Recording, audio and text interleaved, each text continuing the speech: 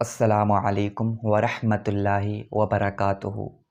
حضرات، زیادہ تر لوگ ایک اعتراض کرتے ہیں کہ جب ہم اللہ تعالیٰ سے کچھ مانگتے ہیں تو ہمیں کیوں نہیں ملتا ہے، ہم دعا کرتے ہیں ہماری دعا قبول کیوں نہیں ہوتی ہے۔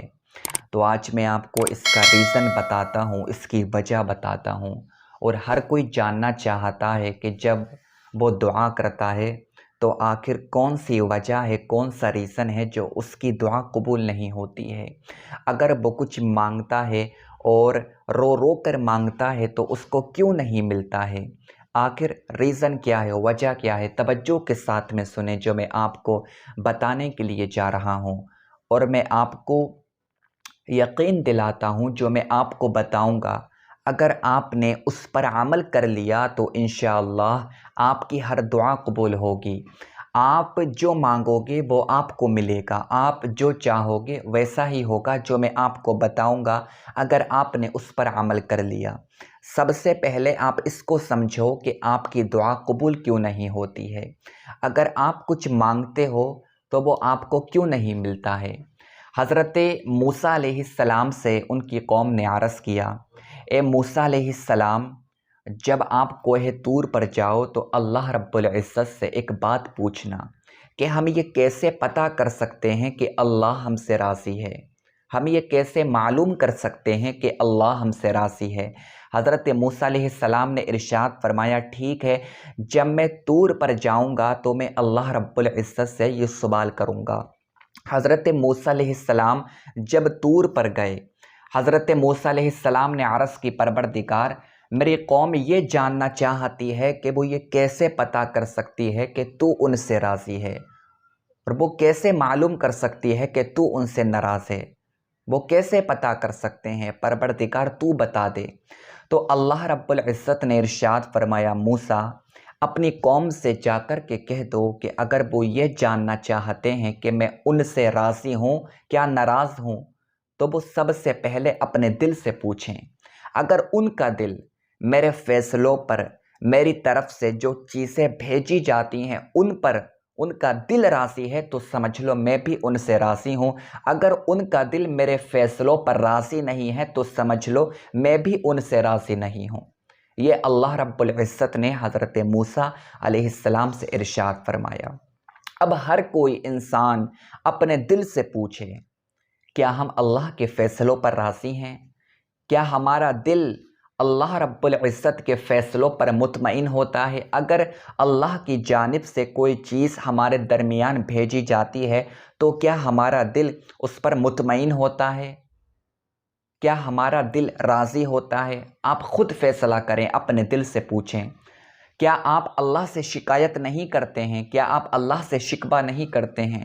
اگر آج مسلمانوں کا جائزہ لیا جائے تو 99% مسلمان ایسے ہیں جو ہر ٹائم اللہ سے شکایت کرتے ہیں، اللہ سے شکوہ کرتے ہیں۔ آپ جب اللہ سے شکایت کرو گے، اللہ سے شکوہ کرو گے تو آپ کی دعا کیسے قبول ہو سکتی ہے؟ آپ جو مانگو گے وہ آپ کو کیسے مل سکتا ہے؟ کیونکہ جب آپ اللہ کے فیصلوں پر راضی نہیں ہوگے تو آپ کی دعا کیسے قبول ہو جائے گی؟ اگر آپ اللہ کے فیصلوں پر راضی نہیں ہوگے تو اللہ بھی آپ سے راضی نہیں ہوگا۔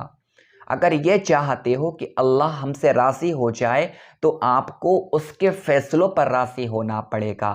آپ اس سے شکایت کیوں کرتے ہو، شکوہ کیوں کرتے ہو؟ اگر آج ہم اپنے مسلمانوں کا جائزہ لیں، کاروبار میں ترقی نہیں ہوتی ہے تو شکوہ کرتا ہے، شکایت کرتا ہے، اولاد نہیں ہوتی ہے تو شکایت کرتا ہے، زیادہ گرمی ہو جاتی ہے تو شکایت کرتا ہے، زیادہ سردی ہو جاتی ہے تو شکایت کرتا ہے، اگر بیمار ہو جاتا ہے تو شکایت کرتا ہے، سر میں تیز درد ہوتا ہے تو شکایت کرتا ہے، کاروبار میں ترقی نہیں ہوتی ہے تو شکایت کرتا ہے، اگر کوئی چیز حاصل کرنا چاہتا ہے حاصل نہیں کر پاتا ہے تو شکایت کرتا ہے۔ تو چھوٹی چھوٹی چیزوں پر جب آپ اللہ سے شکایت کرو گے تو اللہ آپ سے کیسے راضی ہو جائے گا؟ اگر چاہتے ہو کہ اللہ ہم سے راضی ہو جائے تو شکایت کرنا چھوڑ دو، اور اگر آپ نے شکایت کرنا چھوڑ دی، شکوہ کرنا چھوڑ دیا، خدا کی قسم آپ کی دعا میں اتنی تاثیر ہو جائے گی، اتنی تاثیر ہو جائے گی کہ اگر مٹی کو چھو دو گے تو مٹی بھی سونا بن جائے گی، اتنی تاثیر آپ کی دعاؤں میں ہو جائے گی۔ اللہ کے جو مقدس ولی ہوا کرتے ہیں وہ سوکھے پتے چبا چبا کر اپنی زندگی کو گزار دیتے ہیں، تالاب کا پانی پی پی کر اپنی زندگی کو گزار دیتے ہیں، مگر کبھی وہ لوگ اللہ سے شکوہ نہیں کرتے ہیں، اللہ سے شکایت نہیں کرتے ہیں۔ اس وجہ سے اللہ انہیں یہ مقام عطا فرماتا ہے کہ وہ جو دعا کرتے ہیں ان کی دعا قبول کر لی جاتی ہے، ان کی دعا کو رد نہیں کیا جاتا ہے۔ تو اگر یہ چاہتے ہو کہ ہماری دعا کبھی رد نہ ہو تو اللہ کے فیصلوں پر راضی ہونا سیکھ لو۔